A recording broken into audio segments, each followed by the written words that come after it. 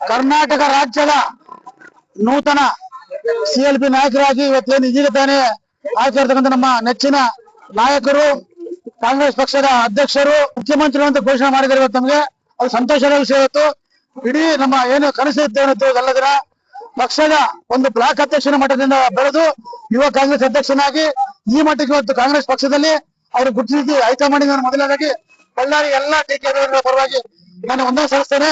ಅವ್ರಿಗೂ ಸಹ ಏನು ಇವತ್ತು ಬುಧವಾರ ದಿನ ಪ್ರಮಾಣ ಸ್ವೀಕಾರ ಇದೆ.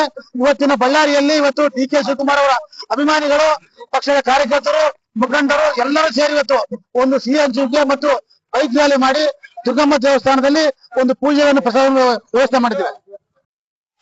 ಕಳೆದ 3 ವರ್ಷ ನೋಡಿದಿರಿ ಎಲ್ಲ. ಇವತ್ತು ಅದಕ್ಕಿಂತ ಅತ್ಯುತ್ತಮವಾಗಿ ಇವತ್ತು ಏನಂದ್ರೆ ಪಕ್ಷದಲ್ಲಿ ಕಾರ್ಯಕರ್ತನಾಗಿ ಬೆಳೆದು ಪಕ್ಷರನ್ನ ಗುರುತಿಸ್ತಕ್ಕಂಥ ವ್ಯಕ್ತಿ ಡಿ.ಕೆ. ಶಿವಕುಮಾರ್ ಅವರು. ಉದಾಹರಣೆ ನಾನೇ ಇವತ್ತು ನಮ್ಮನ್ನ ಗುರುತಿಸಿ ಅವ್ರು ಮೇಯರ್ ಮಾಡಿದ್ರೆ ಇದೆಲ್ಲ ಪಕ್ಷದ ಕಾರ್ಯಕರ್ತರಿಗೆ ಪಕ್ಷಕ್ಕೆ ಹೊಸ ಹುಮ್ಮಸ್ಸು, ಹೊಸ ಹುರುಪು. 2028ಕ್ಕೆ ಮತ್ತೆ ಕಾಂಗ್ರೆಸ್ ಪಕ್ಷ ಬಂದೇ ಬರಲಿಕ್ಕೆ ಅವರು ಒಂದು ಮುಖ್ಯ ಕಾರಣ ಆಗ್ತಾರೆ ಅಂತ ಹೇಳ್ತಾರೆ. ನಮಸ್ಕಾರ, ನನ್ನ ಹೆಸರು ಶ್ರೀರಾಮರಾಜು ಅಂತ.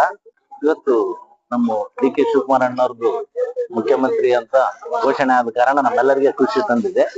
ಅದೇ ನಮ್ಮ ಸಂಭ್ರಮಾಚರಣೆ. ಇಲ್ಲಿಂದ ರಾಯಲು, ಮೋತಿ, ಎಸ್.ಪಿ. ಸರ್ಕಲ್, ದುರ್ಗಮ್ಮಗುಡಿ ಬಹಳ ಸಂತೋಷ ಆಗಿದೆ. ಅವರು ಒಂದು ಶ್ರಮದ ಫಲ ಅಂತ ನಾವು ಹೇಳಕ್ ಇಷ್ಟಪಡ್ತೀವಿ. ಅವರೆಲ್ಲ ಹುಟ್ಟಿನಿಂದ ಹೋರಾಟಗಾರರು.